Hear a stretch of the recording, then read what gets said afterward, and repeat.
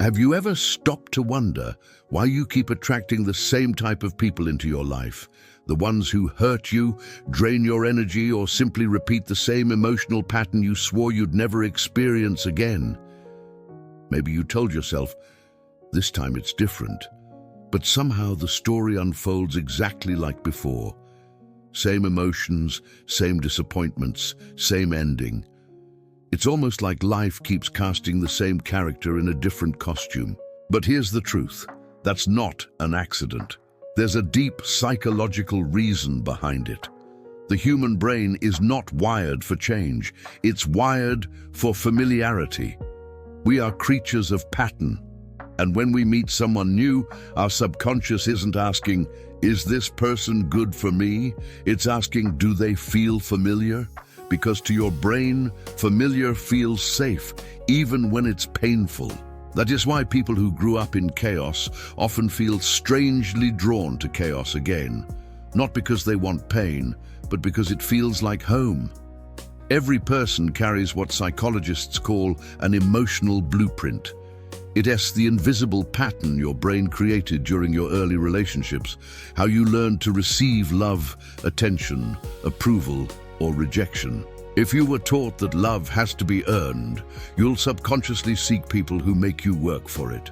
If affection always came with conditions, you'll chase after people who are emotionally distant. You're not doing it consciously. It's your nervous system saying, this feels familiar, so it must be right. Imagine your brain as a computer running an old program. Every new relationship you enter is filtered through that same code, the code of your emotional history. So even when you meet someone completely different, you unconsciously behave in ways that recreate the old dynamic. You choose the same type of person, react in the same patterns, and then wonder why life keeps repeating itself. It's not bad luck, it's emotional programming. One of the most powerful things you can realize is that you attract what you emotionally ready to handle. Not what you want, not what you deserve, but what your subconscious believes you can manage. If deep down you believe love is struggle, then your brain will be magnetized to people who make you struggle. If you associate comfort with boredom, you'll run from peace and chase excitement, even if that excitement ends in pain. That's why people often say, nice people are boring, without realizing that what they're really saying is, calmness feels unfamiliar to my nervous system. When you're used to emotional roller coasters, stability can actually feel uncomfortable. Your mind will start to question it. Why is this person so nice? What's their hidden motive? That's not intuition. That's trauma. It's the body mistaking peace for danger because chaos is what it knows. You might have noticed that some relationships start off like a spark, instant connection, chemistry, intensity. It feels like you've known them forever. And that's exactly the problem. That instant familiarity is your brain recognizing a pattern from the past. You don't know them, you know the feeling they awaken in you, and that feeling is the echo of your old wounds. It's your subconscious whispering, ah yes, this feels like before. That's not a soulmate, that's a cycle. Breaking that cycle means doing something your brain resists. Choosing what feels unfamiliar but healthy. It means learning to sit with discomfort when peace feels weird, when affection feels undeserved, when honesty feels suspicious. Because healing doesn't feel like magic. It feels like boredom at first. When you stop chasing drama, your nervous system gets confused. You might think something's missing, but that emptiness isn't absence, it's calmness. That's the space where healing begins. Psychologists have long studied a phenomenon called repetition compulsion, the tendency to repeat the same emotional scenarios in an unconscious attempt to fix the original wound. For example, if you grew up feeling unseen, you might be drawn to emotionally unavailable people, hoping that this time you'll finally earn their attention. It's your mind's way of trying to rewrite history. But instead, you just end up replaying it. The lesson repeats until it's learned. You'll know you're healing when the same type of person no longer feels exciting. When your body stops confusing intensity with love. When silence no longer feels like rejection, when peace finally feels like home, that's the moment you break the loop. But awareness alone isn't enough. Your brain has to be retrained through patience, boundaries, and self-awareness. You have to question your attractions. Does this feel right because it's healthy or because it's familiar? That single question can save you years of repeating the same story with different faces. And here's the paradox.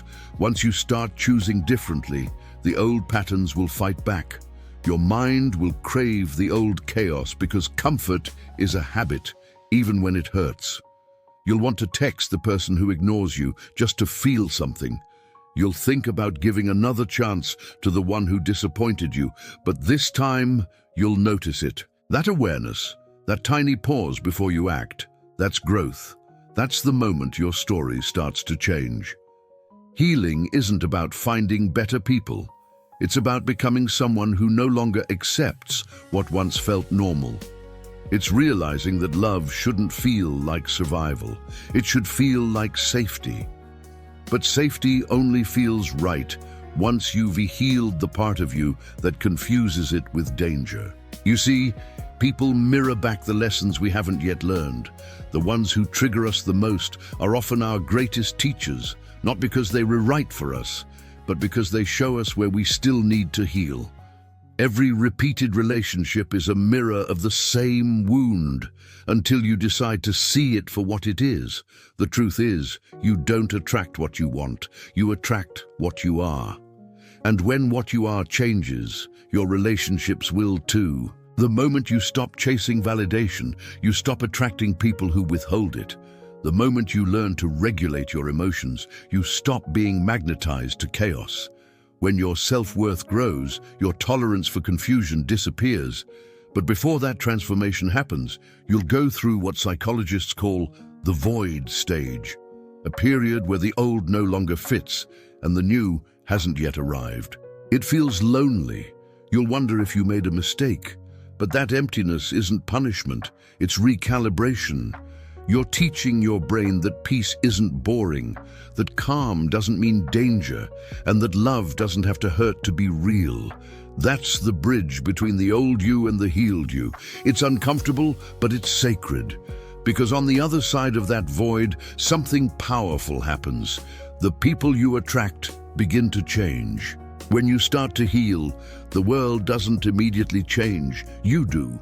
The same people might still appear in your life, the same opportunities to repeat the old pattern. But something subtle inside you has shifted. You begin to notice the red flags earlier. You start paying attention to the way your body feels around certain people. You no longer ignore the tightness in your chest, the anxiety in your stomach, the quiet voice that says, "This feels too familiar." That's not fear, that's awareness. Healing doesn't make you immune to pain. It just makes you fluent in your own emotions. You begin to understand the difference between love and attachment, between excitement and anxiety, between peace and silence. The same world starts to look different because you're finally seeing it through clear eyes. And here's something most people never realize. Your relationships aren't random, they're mirrors. Every person you meet reflects a part of you, your strength, your fears, your insecurities, your needs. The ones who frustrate you the most often reveal the parts of yourself that are still unhealed. When you're triggered, it's not about them. It's about what they're touching inside you. It's easy to blame others for our pain. It is harder to admit that we keep reopening the same wound because we haven't learned how to close it. But once you do, something magical happens. You stop attracting people to fill your emptiness and start attracting people to share your wholeness. Think about it. When your sense of self-worth depends on being chosen, you'll always chase people who make you prove your value. But when you already know your worth, you stop performing for love. You stop begging for crumbs. And instead, you wait for someone who's ready to meet you at your level. That's not arrogance, that's alignment. Sometimes The universe will send you the same lesson again, just to check if you really learned it. You'll meet someone who feels like the past all over again, and you'll be tempted to fall back into the same pattern. But this time, you'll recognize it faster. You'll see the manipulation, the distance, the emotional unavailability. And instead of chasing it, you'll step back. You'll choose yourself. And in that quiet decision, everything changes. That's what healing looks like. Not perfection, but awareness. Not control, but choice. You might still feel the pull toward what's familiar, but you'll have the strength to resist it. You'll no longer mistake intensity for love or attention for connection. You'll crave peace more than chaos. And that shift, that invisible transformation inside you, is what breaks the cycle for good. Psychology has a simple truth. We don't attract who we want. We attract who we are. When you raise your emotional frequency, when you heal your attachment wounds, when you start treating yourself with respect, your energy becomes incompatible with people who thrive on confusion or games. They'll lose interest or you'll lose tolerance. Either way, the pattern ends. And yes, it can get lonely at first. When you stop chasing the familiar, you'll go through moments of silence, solitude, and self-doubt. You might even miss the chaos, the adrenaline, the emotional highs and lows that once made you feel alive. But in that silence, you start to meet the most important person you've been avoiding all along, yourself. You begin to rediscover what peace feels like. You realize you can feel loved without performing. You can feel safe without needing someone to save you. You can feel complete without someone else's validation. That S when you stop looking for love as a rescue mission and start seeing it as a choice between two whole people. And when that day comes, when someone healthy walks into your life, you'll notice something different. There won't be fireworks or chaos. It'll feel calm, safe, almost too easy. And your old self might whisper, "This is boring." But your healed self will smile and say, "No, this is peace." That's the moment you realize you've rewritten your emotional code. You've turned your past from a prison into wisdom. You've stopped chasing lessons and started living them. You no longer need to repeat the same story to understand its meaning, because you finally learned it. And that's when the world opens up. New people, new experiences, new patterns, all flowing from the version of you that knows its worth. Because once you know who you are, you stop attracting people who make you forget. So the next time you ask yourself, why do I keep attracting the same kind of person? Remember, it's not fate, it's frequency. You don't need to change the world to change your relationships. You just need to change your energy. When your inner world shifts, your outer world has no choice but to follow. Healing is not about becoming someone new. It's about remembering who you were before the world taught you to shrink, before you were told you had to earn love, before you confused survival for affection. It is about coming home to yourself and realizing that self-awareness is the most powerful form of love there is. So if you are in that place right now, where you tired of repeating the same story, tired of chasing the same type of people, tired of feeling stuck, let this be your reminder. The pattern ends with you. Not because you force it, but because you've outgrown it. And when you finally step into that peace, when you stop chasing what hurt you, you'll look back and realize the universe wasn't punishing you by sending the same kind of people. It was giving you chance after chance to choose yourself. This is your sign to do it now. Because the truth is, the moment you choose yourself, everything and everyone changes. If this message resonated with you, it means you're already starting to break the cycle. Don't stop here. Your mind deserves to evolve. Subscribe to MindDecode HQ, where every story, every fact, and every truth helps you understand yourself a little deeper. Your transformation starts here.